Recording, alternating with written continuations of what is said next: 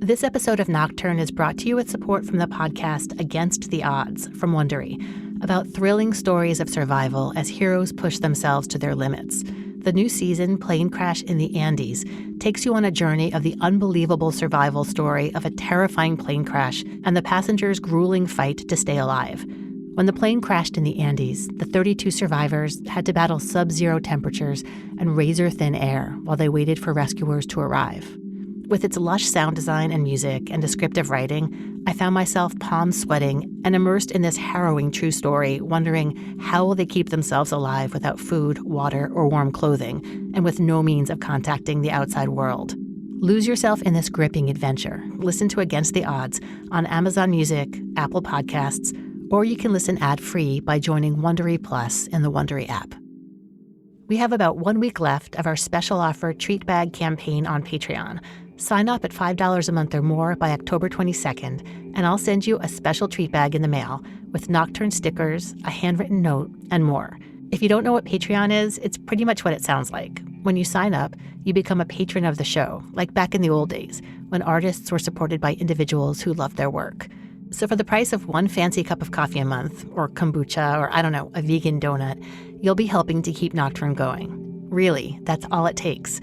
So please head over to patreon.com/nocturnepodcast. Again, that's patreon.com/nocturnepodcast. Thank you.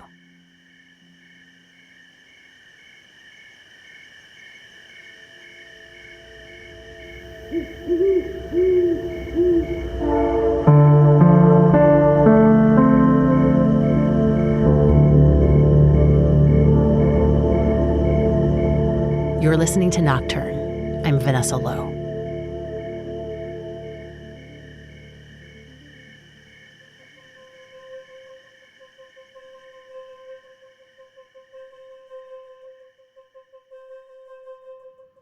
My name is Dvora. I currently live in Nahariya, Israel. Dvora is retired now.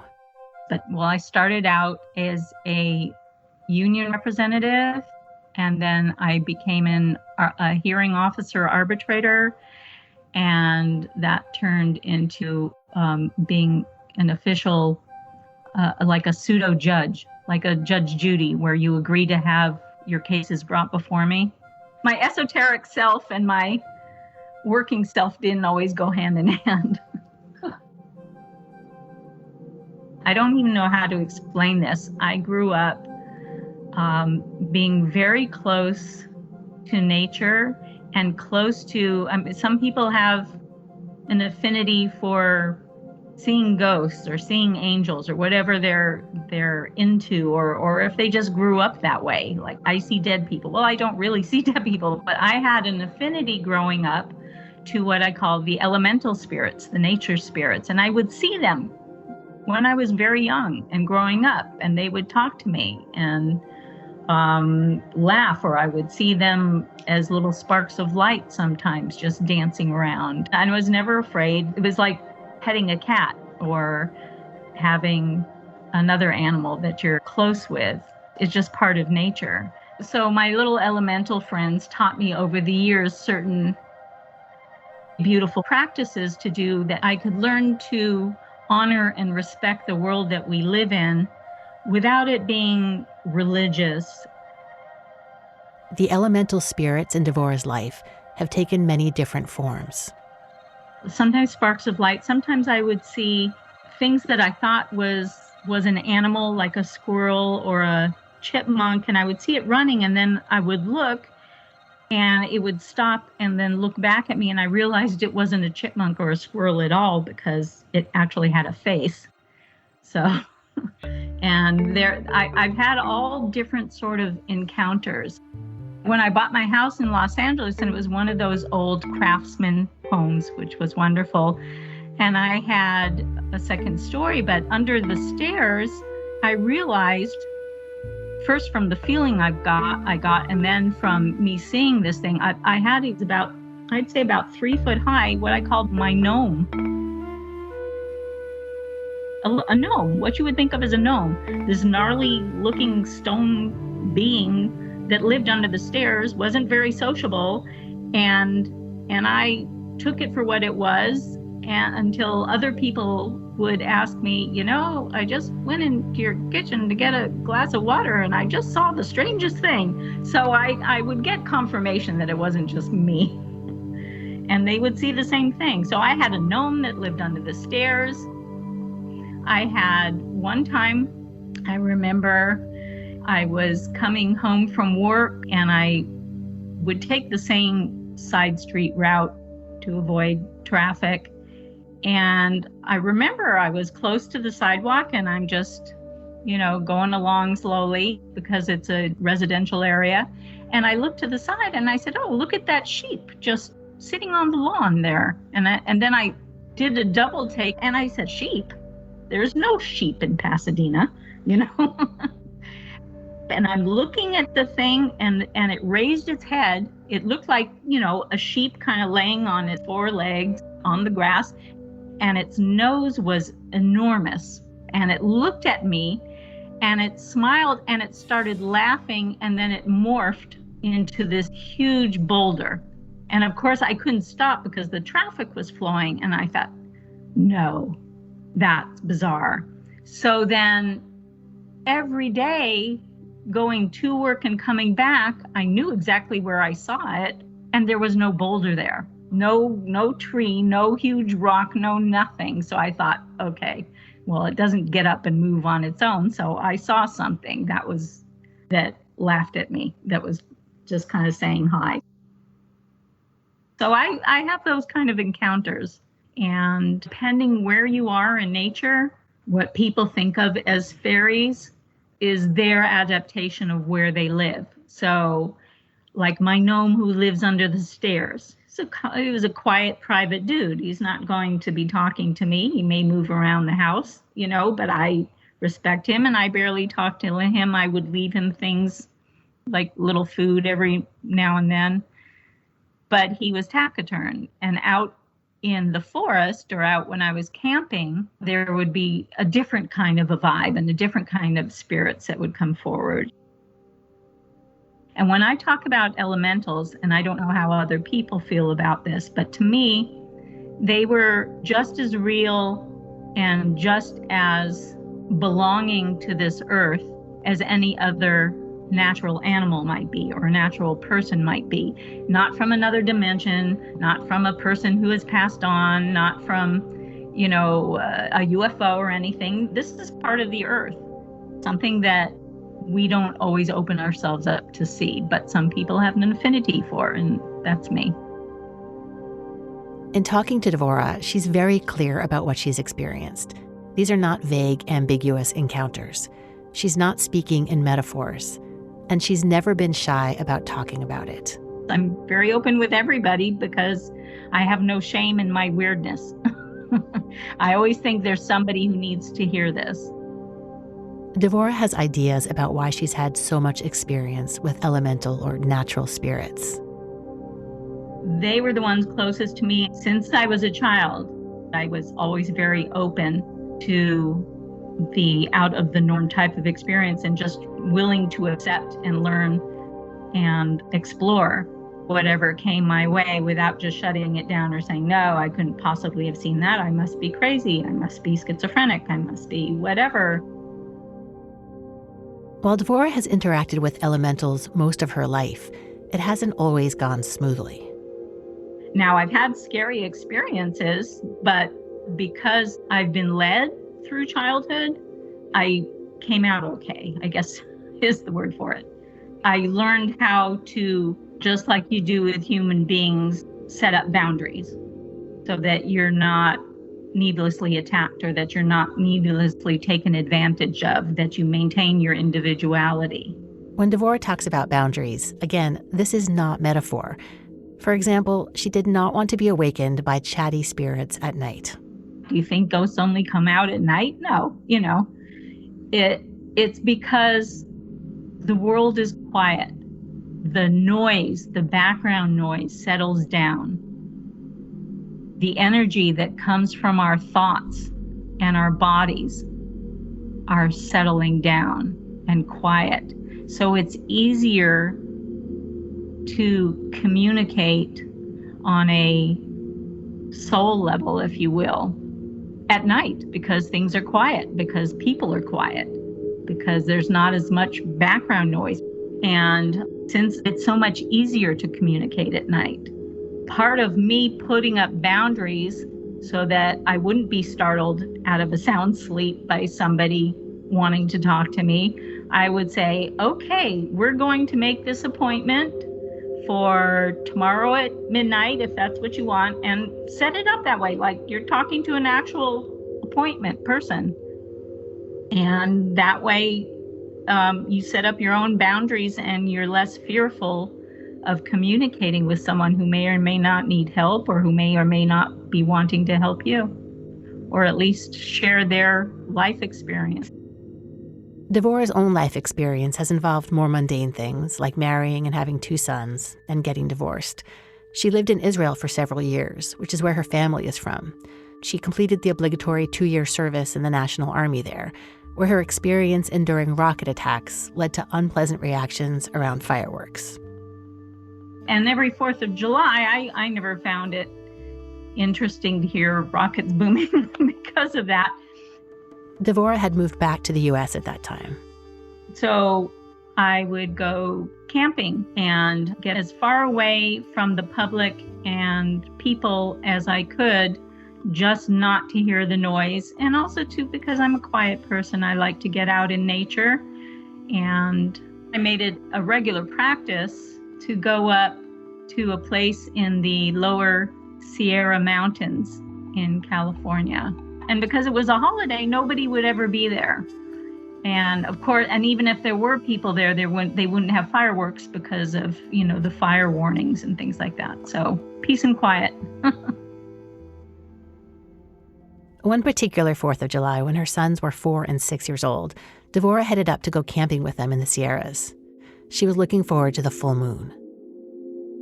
That particular full moon was supposed to be one of those big moons where the moon is closer to the earth and it looks enormous, and it was going to be clear, no cloud cover. So I knew up in the mountains it would have a million stars to look at and just be beautiful at the place that I loved up there. And looking forward to having a natural nightlight, if you would, with the big, beautiful moon. And when I go up to the mountains, I would make what I call protection fairy water. And it's kind of like a naturalistic holy water where my friends would ask me for it all the time. And you do that under the full moon. There's a lot of protection that goes on. Water also reflects back. So what it does when you go through this process, and after I go through the ritual under the full moon and let it soak up the rays of the full moon, it would reflect back and act sort of like a mirror against any ill will coming at you, whether it be someone else's ill will coming at you or just things that you don't think about that are coming at you, Murphy's Law, that kind of thing. So it's really very nice. Dvora arrived with her boys at her favorite camping spot. And that particular spot that I always went to, whether it was by myself or with friends or with my boys, I always called my fairy pool. The Kern River is a very strong river. People use it to go whitewater rafting. But where I go, the Kern River was the main river going down the mountain. And then there was a little tributary of a stream that was just so magical, and where you could swim without worrying about being swept away. And at night it had a different sort of an aura. And I thought that's where I want to make my fairy water. It's from ancient religions, even the major 3 ones, Judaism, Christianity, Islam. You have to use living water, meaning you can't turn on a faucet and fill up something. That's not living water. You can't go to a pool. It has to be natural, either ocean, seawater, or stream water, river water, something that is moving and going through the land. Dvora and her sons had the area to themselves. They set up their tent and then spent a lovely day swimming in the stream and picking flowers. After they ate dinner, Dvora played guitar and they sang songs together. Evening came. We watched the stars for a while and we talked, and I put them down to bed, made sure that they were asleep. I waited an extra while just to make sure they were really, really gone. I waited for the moon to come out because I wanted it to be the full moon. So it must have been around 10:30, 11 o'clock at night. And I gathered up my things to go down to the stream, which at night is very different. You have to be careful. You can't hear anything because of the rush of the water. Things can be very slippery. The bank was it was about 4 feet high going down. And in the evening, you don't see things. So you have to make sure that you don't slip on anything because of the spray of the water, etc. When the moon came up over the ridge of the mountains, it was like having the beam of light from a lighthouse all of a sudden spotlight down on me. Dvora made her way to the bank of the stream and noticed that the rocks they'd been swimming among earlier in the day were made of white limestone and were now glowing in the moonlight. They reflected back the light in such a pure manner. So I was thrilled. I was getting more excited by the minute. I was also being very aware and very careful, as I said, because of the water spray. I didn't want to drop anything. I was carrying a fairly large lead crystal bowl. I also was carrying some of the wildflowers my sons and I had gathered during the day.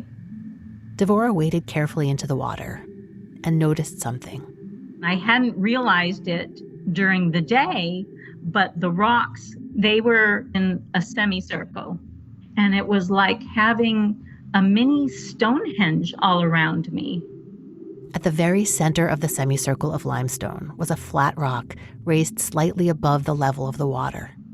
So that it was like a table kind of floating on the water, but it wasn't floating. Dvora laid out her ritual objects along with the crystal bowl. Standing on this natural altar in the middle of the stream, she began the process of making fairy water. She dipped the crystal bowl full of the water and set it down under the moonlight. And just started meditating, put the flowers all around the bowl, and saying the things that I say to help make this blessed water and to help it protect whoever needs it. She was sitting quietly on this rock in the middle of the stream, alone. When all of a sudden I heard singing, like all around me. So I knew then that the fairies were there, and they were getting closer and closer. And I felt, if you ever feel someone coming up behind you in the dark and you know somebody's there, you can feel this pressure. That's what I felt, but from all around me. It seemed like there were more and more and more people there. And I called out that I was here in friendship and love, because I felt a little bit of animosity, like, who are you and why are you in our space, kind of a thing. So I said, I'm here in respect and love. I'm here for the water, and I won't stay. But if you let me do this, I promise not to injure anything while I'm here. And I felt a little better, and the singing got louder. I don't know if you can call it singing. I've heard this type of music song before, where it's like a musical natural vibration. If you were to talk about the wind making noise through a river reed, and it's that type of music, or like a high voltage wire that's thrumming in the wind. It's a natural sound in a way, but it also sounds like music, and it sounds like it's all around you. So I was getting very hyped up. I was just loving it. I had asked for permission. I had asked for protection. I was in the middle of making this water. I felt like the whole energy that evening was charged around me, when I heard something completely different. Not the elementals, not the fairies, not anything else. I heard a male deep voice saying, "Ema, where are you?" Ema in Hebrew means mother, which is what my boys called me. So I looked up the bank and I thought I was going to see a stranger, although why they would call me mom, I don't know. And what I saw instead was my 4-year-old son on the precipice of the bank. And if he had taken one more step, he would have slid down the bank and probably hit his head or something like that. It was a steep slope. It wasn't a cliff, but it was a bank down to the river. And I told him, don't move, don't move. And then I saw just as fast that it looked like he was sleepwalking because he wasn't looking anywhere. He was just kind of swaying back and forth to the music. And so I let everything I had just sit there on that river table, and I ran without even feeling it as fast as I could up to my son and grabbed him so that he couldn't take another step. And sure enough, he was fast asleep, but on his feet. And I thought, how in the world did he find me? It wasn't very close to the tent. The tent in the camping area was a good 250 yards from the precipice of where you would go down into the stream. How could he have found me? He didn't know I could have gone in any direction in this forest, you know? And when you're down near the water, all you hear is water. So there's no way he could have heard me by me talking, by anything, you know, even if he were awake. He wouldn't have known which direction I went in. So I said, come on, honey, let's go back. And I walked him back to the tent, put him back inside. I stayed there for a long time. In fact, I thought I'm not even going down back to the river till the morning. Dvora left everything on the makeshift table. And my intent at the time, even before my son showed up, was to leave it out all night because my goal was to just let it soak up the moonshine. I was probably going to move it to a more secure spot, but I left it the minute that my son showed up. And I said, I hope it doesn't fall over and crack or whatever, but I won't check on it till the morning. Then in the morning, I went down. The first thing I saw was everything where I'd left it.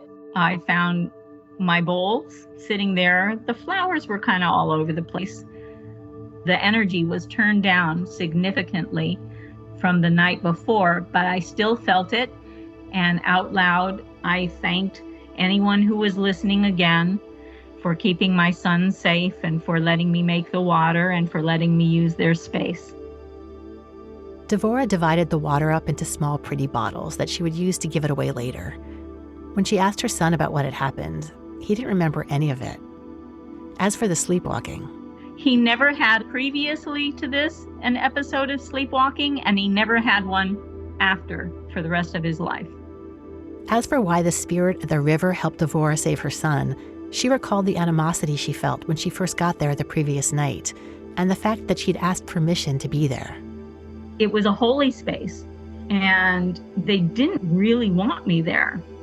And I was not there for very long, so it's almost as though they used him to get me out of there sooner. Like, okay, we'll let you do this, but enough's enough already, go away. That's as much as Dvora cares to analyze what happened that night. I've learned part of what allows further experience is to accept things when they happen. When things happen to me like this, I kind of go, okay, well, that's cool. And I just accept it. And I don't look for a deeper meaning. I thank whatever's there or whoever allowed the experience. Something else, whenever I have experiences with the elementals and I've been pushed by them where I'll fall flat on my butt, I break out laughing. It's just humorous to me. Even when they're grumpy with me, I feel blessed and happy and I laugh about it. You know, To me, this elemental world is not a separate world at all. It's not a spirit world. It's as natural and as frequent as when I take a walk down to the corner store. There's nothing different. It's not another dimension. It's not, they're living their lives. Now they may be a little, not a regular occurrence, but that's because people, when they lose touch with the world around them, they get blinders on. They lose touch with the world that created us. And believe me, I'm Jewish. I'm not pagan. I'm not any of that. But I know miracles are as common as the flowers in our flower pot. There was a Jewish sage that said, nature are miracles that we have grown used to. And that's something I always keep at the forefront of my brain when I'm out in nature, how extraordinary everything is, how extraordinary our bodies are, how extraordinary our connections are to each other as human beings, or to animals, or to whatever. So when people ask, well, how come I can't see them? Or how come you see them so much? Well, I keep myself very open. When something happens near me, I'll make a note of it. I may not say, wow, that was a sign. I better write this down in my horoscope or something like that. No, but I make a note of it. And you have to be aware of everything that's around you. And the elementals, whose nature, by their nature, may be not to be as visible unless you're looking for it. You have to notice your environment. People would want my fairy water to use as a tool, and instead I would not only urge them to make their own, but I urge everybody to really keep in touch with nature. That's where you get a good grounding. That's where you get a good peace from. Whatever your beliefs are, that's where you're in touch with your inner spirit and with the world around you.